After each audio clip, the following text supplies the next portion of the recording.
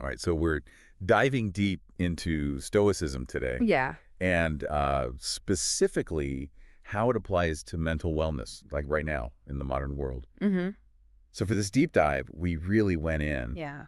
We looked at the ancient texts, obviously, Big four. but also modern research. Right. And even personal stories of how people are using Stoicism Mm-hmm. in their lives today. Yeah. And one of the things that really stood out to me getting into all this Uh-huh.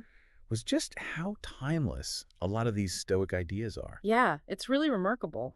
You know, they were written thousands of years ago, I know, it's amazing. but they still feel so relevant. Yeah, they really do. Like they speak to the challenges we face today. Absolutely. And, it's not just a passing fad or anything. Right. People are really finding that these principles offer very practical tools for navigating the ups and downs of modern life.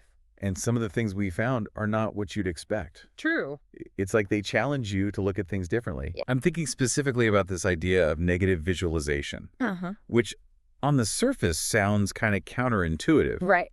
But the more I read about it, the more I'm like, okay, there's actually something to this. Yeah, the Stoics were all about challenging conventional wisdom Right. and really examining their beliefs. Mm-hmm. So with negative visualization, instead of just assuming it's all doom and gloom, Yeah.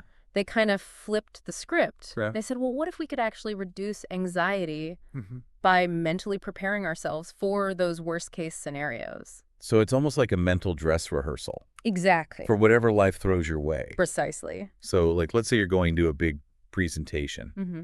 Instead of trying to block out those thoughts like, what if I mess up? Right. You actually visualize those things happening. Exactly. That feels so different from what we're usually told to do. I know it is different. And, the Stoics would argue that Yeah. by facing those fears head on, you actually diminish their power. Interesting. There was a great example in one of the sources we looked at about a woman named Sarah who used this technique to overcome her fear of public speaking. Okay. And she said she would actually visualize herself Yeah. forgetting her lines. Oh, wow. The audience judging her, the whole presentation just crashing and burning. Oof, that's rough. But get this. Yeah. She said that by going through that visualization process, it actually made her feel more grounded and less anxious when she actually had to give the talk. Wow. So it's like you're taking away the element of surprise. Precisely. You're mentally rehearsing Yeah. for those potential setbacks. Yeah. So they have less power over you if and when they do occur. So the Stoics are basically saying, look, life is unpredictable. Right. Things are going to go wrong, Yeah. so why not be prepared for it? Exactly. Be prepared. Okay, so that's negative visualization. But then there's this other big idea, the dichotomy of control, Yes. which seems like it's really at the heart of Stoicism. Absolutely. This idea is fundamental to Stoic thinking. Yeah, Separating what we can control from what we can't control. right. It's a way to regain a sense of agency in a world that often feels Yeah.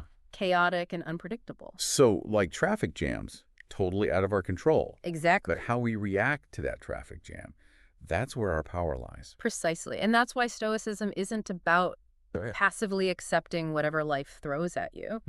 It's not about giving up and just going with the flow. Right. It's about taking responsibility for the things you can influence, your thoughts, your actions, your responses, even when you're surrounded by things you can't. So it's not passivity, but it's this sort of active acceptance. Yes, active acceptance. Which brings us to this whole concept of love your fate. Amor fati. Amor fati. Yeah. Yeah. I'll be honest, when I first heard that phrase, I was a bit skeptical. I can understand that it sounds a little out there, It does. right? But think of it less like blind optimism and more like choosing to see the potential for growth in every situation, even the tough ones. Even the tough ones. Yeah, and it doesn't mean you have to enjoy every challenge. Right. It's more about acknowledging that challenges are inevitable, and it's about shifting your perspective from why is this happening to me to what can I learn from this? So instead of resisting or resenting what's happening, you're leaning into it. You're leaning into it, exactly. It sounds like it takes a lot of mental discipline. It does, and that's where the real work of Stoicism comes in. Yeah. Cultivating those mental habits of acceptance, Okay. reframing and focusing on what we can control. So it's a practice, not a quick fix. It is a practice, not a quick fix. That actually reminds me of something else I wanted to ask you about. Yeah. The ancient texts we looked at, they make a big deal about virtue. We've talked briefly about the 4 cardinal virtues, wisdom, justice, courage, and temperance. Right. But how do those actually fit into the whole Stoic picture for mental well-being? Right, because it feels like they're almost separate ideas. Yeah, they might seem separate at first glance. Okay. But the Stoics saw virtue as intertwined with living a good life, a fulfilling life, and therefore a mentally healthy life. Okay. They believed that living virtuously wasn't just some abstract ideal. Right. It was actually the path to genuine happiness and tranquility. So it's not just about enduring hardship. Right. It's about striving to be a better person. Exactly. Striving to be a better person. But doesn't that add like a whole other layer of pressure? Well. Because it's already hard enough to get through the day sometimes. Yeah, I hear you. Let alone strive for some perfect ideal. Yeah, and the Stoics weren't about perfection. Go. They understood that we're human. We make mistakes. You do. It's about progress, not perfection. Okay. So take courage, for example. Mm-hmm. It doesn't mean you have to suddenly become fearless. Right. Maybe it's about speaking up when you see something unjust happening, even if it feels uncomfortable. Right. Or setting healthy boundaries in a relationship, even if it means having a difficult conversation. So it's about courage in these everyday choices. Exactly. Courage in everyday choices. That makes it feel a lot more attainable. It does make it more attainable. And that's what the Stoics were all about. Okay. Taking these big, lofty ideas and translating them into concrete actions. That's where the real power of Stoicism lies. All right, so we've got negative visualization. Yeah. The dichotomy of control. Yes. This idea of amor fati, this love your fate concept. Right. And this idea of virtue as a pathway to mental well-being. Mm-hmm. And there's a lot to unpack here. There is. And I'm sure our listeners already started to think about how these ideas might apply to their own life. Absolutely. But there's so much more to explore. There is. Like how Stoicism views our social relationships. Yes. And whether it actually holds up in today's therapeutic world. Right. We've got all that coming up. But for now, I think it's worth reflecting on what really stood out to you from these core Stoic ideas. Okay. What resonates most with you right now? Picking up where we left off. I think it's fascinating how Stoicism tackles this whole idea of social relationships. Right. It's not just about individual resilience. Right. It also offers some really interesting insights into how we can build stronger, healthier connections with other people. You know, when I think of Stoicism, I tend to picture someone like meditating alone on a mountaintop. Yeah. You know, right. Totally detached from the world. Yeah. So how does that mesh with like being socially connected? Yeah, it might seem like a contradiction. It does. But the Stoics were actually very aware of our interconnectedness. Okay. They understood that humans are social creatures by nature, but they also emphasized the importance of emotional independence within those relationships. And I think that's where things get really interesting. One of the sources we looked at mentioned this concept of oikiosis. Oikiosis, yes. And I'll admit, I had to look that one up. Yeah, it's a tough one. It's basically this idea that our circle of concern naturally expands outward, right? You got it. Oikiosis describes that ripple effect of care that begins with ourselves and extends outward to our family, to our friends, and eventually to all of humanity. So like those concentric circles? Exactly. You see when you drop a pebble in water? Exactly like that. Okay, that's a helpful visual. Good. But if we're all supposed to be like expanding our circle of concern, doesn't that kind of leave us vulnerable to getting emotionally drained by other people's problems? Yeah, that's a good point. And that's where this idea of emotional independence comes in. Okay. And it's not about building walls or becoming indifferent to others. Okay. It's about cultivating a sense of inner stability that allows us to be there for others without getting swept away by their emotional storms. So it's like being a steady anchor in the midst of chaos. Exactly. A steady anchor. I like that. And this ties back to that dichotomy of control. Okay.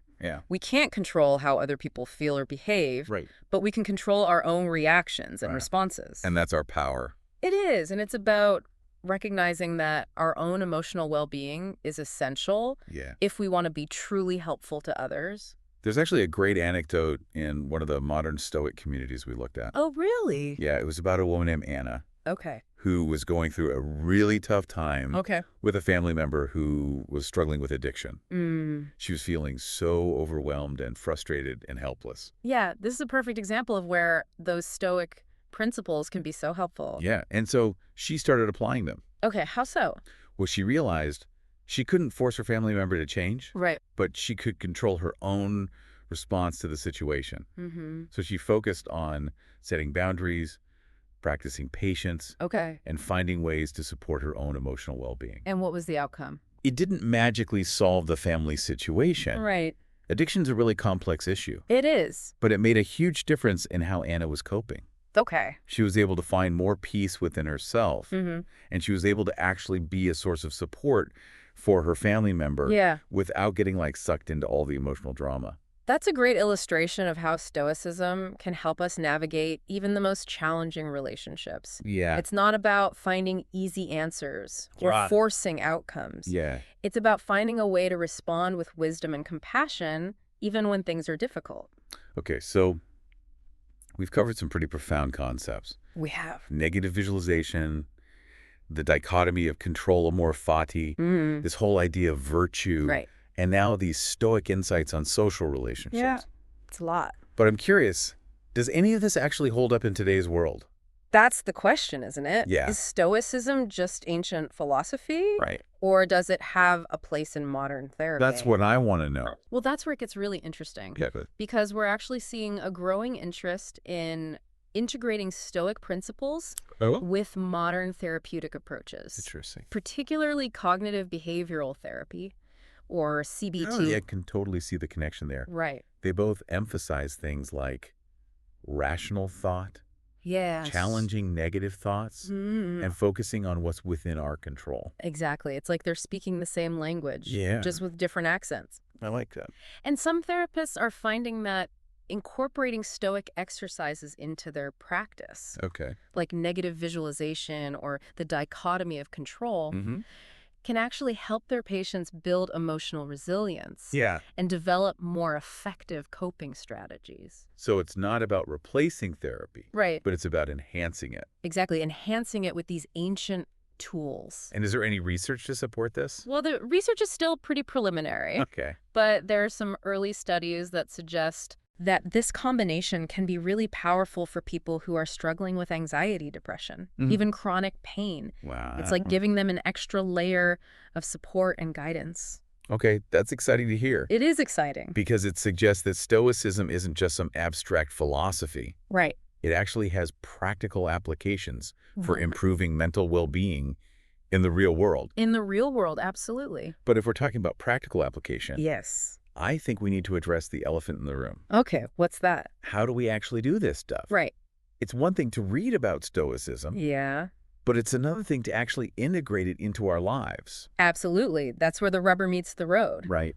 And luckily, the Stoics were all about practical application. Okay. They didn't just talk the talk, they walked the walk. Yeah. And they left us with a whole toolkit for doing the same. Okay, so what's in this Stoic toolkit? Well, we're going to dive into that next. We'll explore some of the most effective Stoic exercises and how you can use them to cultivate greater peace, resilience, and meaning in your own life. Okay, so we've explored a lot of the core ideas of Stoicism. We have. From negative visualization and the dichotomy of control to virtue and oikiosis. Yeah, and even how those ideas are showing up in modern therapy. Right, exactly. It's pretty amazing. But I think the burning question for our listener right now is how do I actually put this stuff into practice? Because it's one thing to understand these concepts. Yeah. But how do we make them a part of our daily lives? That's the challenge, isn't it? It is. It's like reading a cookbook versus actually getting in the kitchen and cooking. Right. Luckily, though, the Stoics were all about practical application. Right. They didn't just talk the talk, they walked the walk, and they left us with a whole toolkit for doing the same. So what's in this Stoic toolkit? Well, one of the most powerful and I think accessible tools is journaling. Journaling? Yeah. The Stoics were big on self-reflection. Right. They believed that the unexamined life wasn't worth living. Deep. Yeah. And journaling gives us a structured way to examine our thoughts, our emotions, our action through a Stoic lens. So it's not just about like jotting down what you had for breakfast. Right. Or what your plans are for the day. Exactly. It's about going deeper. It is. And analyzing those experiences from a Stoic perspective. So let's say, for example, you had like a conflict with a coworker. Okay. Instead of just venting in your journal about how frustrating they are. Yeah. You might ask yourself, okay, what role did my own judgments play in this situation? Right. Good question. What aspects of this were actually within my control? How could I have responded differently? Yeah, it's like taking that dichotomy of control and applying it to a real life situation. Exactly. And by regularly reflecting on our experiences in this way, we start to notice patterns in our thinking and our behavior. We become more aware of our own judgments, our tendencies to get hooked by certain emotions, and ultimately we start to create space for making different choices. Okay, that's journaling. What else? Well, remember that concept we talked about earlier, negative visualization? Yeah. Well, that's not just a one-time exercise. Right. It's something you can actively incorporate into your life. Okay. And it doesn't have to be all doom and gloom either. Really? So we can use it for positive situations too? Absolutely. Okay. Let's say you're really excited about an upcoming vacation. Okay. I like where this is going. You've been looking forward to it for months. Yeah. Instead of just letting yourself get swept up in all that positive anticipation, take a few moments to visualize what it would be like if something went wrong. Oh, come on. What if your flight got canceled? I hate it. What if you got sick? Now you're just bringing me down. I know, but it's not about being pessimistic or ruining your excitement. It's about managing expectations and preparing yourself mentally for the possibility that things might not go exactly as planned. So if something does happen, you're less likely to be completely thrown off course. Exactly. You're building up that resilience muscle. Okay, I can see that. You're training yourself to accept that life is unpredictable. Yeah. And that even the best laid plans can sometimes go astray. And the funny thing is, by contemplating those potential setbacks, you might actually find yourself appreciating the good things even more. Exactly. It's like that old saying. You don't know what you got till it's gone. Exactly. Yeah. So negative visualization, in a way, can actually enhance your enjoyment of the positive experiences. Interesting. So it's like a mental insurance policy. Yeah. Against disappointment. Against disappointment, exactly. Yeah, okay. I'm starting to see the appeal. Good. So we've got journaling, we've got negative visualization. Any other tools in this Stoic toolkit we should know about? Well, one that might sound a bit intimidating at first. Oh, great. Is called premeditatio malorum. Premeditatio malorum. Yeah, which basically means premeditation of evils. Okay, that sounds pretty intense. I know, right? Are we talking like full-on horror movie scenario here? Not exactly. Right. It's not about dwelling on the worst possible outcomes or scaring ourselves. Okay.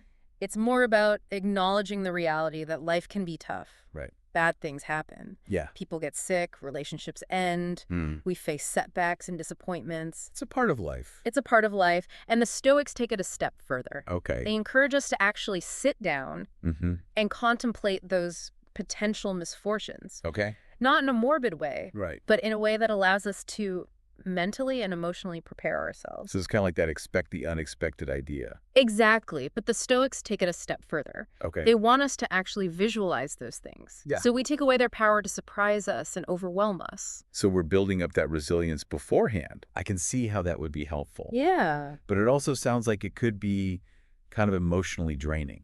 It can be. It takes a practice. Right. And it's not something you need to do constantly. Okay. But even just setting aside a few minutes each week to reflect on the impermanence of things, the potential for challenges, the inevitability of change can actually be quite liberating. So you're taking a step back from the day-to-day worries and anxieties and putting things into a larger perspective. Exactly. And then when you come back to those everyday challenges, they might feel a little less daunting, a little more manageable because you've already mentally and emotionally rehearsed for them. Okay, so we've got journaling, negative visualization, premeditatio malorum. These are all great tools for building up that resilience and managing our emotions. Exactly. But what about that other big aspect of Stoicism that we talked about? Virtue. Yeah. How do we actually practice that? Yeah, that's a good question. In a way that's like tangible and real. Well, that's where things get really interesting. Yeah? Because remember those 4 cardinal virtues, wisdom, justice, courage, and temperance? Yeah. Well, the Stoics believed that virtue wasn't just something you were born with. What? It was something you cultivated through action. So it's not about being like a perfect saint. No. It's about making choices. It is. That align with those virtues. Exactly. And that can show up in even the smallest of actions. Oh, really? Okay. Like, let's say you're scrolling through social media and you come across a post that's spreading misinformation. Do you just keep scrolling? Yeah. Or do you take a moment to politely challenge it? Right. even if it means getting into a debate. That's a great example of like courage in everyday life. Exactly. Yeah, it doesn't have to be some grand, heroic act. Right. It can be as simple as speaking up for what you believe is right. Exactly. Or maybe you're at the grocery store and you see someone struggling to reach something on a high shelf. Yeah. Do you walk past or do you offer to help? That's just being a good person. It is, Yeah. but it's also an act of justice. Yeah. Recognizing the inherent worth and dignity of another human being. Right. And those small everyday choices. Yeah. Those are the building blocks of virtue. So it's about paying attention to those little moments. It is. Those little choices that we make throughout the day. And asking ourselves, am I acting in alignment with my values? Good question. Am I striving to be my best self? Yeah, love that. And the more we do this, the more it becomes a habit. It does. And we start to embody those virtues. Exactly. Not because we have to, Yeah. but because it's who we are. It's who we are. It's beautiful. It's really is. And it's like we're building a life brick by brick. I love that. Choice by choice. Yes. That reflects our deepest values. That's the goal. And it's a reminder that Stoicism isn't just about like enduring hardship. No. It's about creating a life of meaning and purpose and connection. Beautifully said. This deep dive has been an incredible journey. It has. We've explored the core principles of Stoicism, We have. its practical applications for modern life, and even some of the criticisms and misconceptions around it. Yeah, it's been a lot. But I think the biggest takeaway for me, Yeah. and hopefully for our listener, Yeah. is that Stoicism isn't just some ancient philosophy. No. It's a way of life. It is. It's a set of tools and practices Yeah. that we can use to cultivate greater peace, resilience, and purpose in our lives no matter what challenges we face. I love that. And here's one final thought to Okay. keep our listener with. Okay, hit me. What if, instead of fearing the future, Yeah. you embraced it? Embrace the future. What if you viewed every challenge as a chance to grow, every setback as an opportunity to learn? That's good. That's the heart of Stoicism. Yeah. And it might just be the key to unlocking a more resilient and fulfilling life. I like that. So until our next deep dive, Yes. keep exploring, keep learning, and keep striving to become the best version of yourself. That's great. The world needs your wisdom, Yeah. your courage, your justice, and your temperance. And remember, Yes. the ancient Stoics are cheering you on.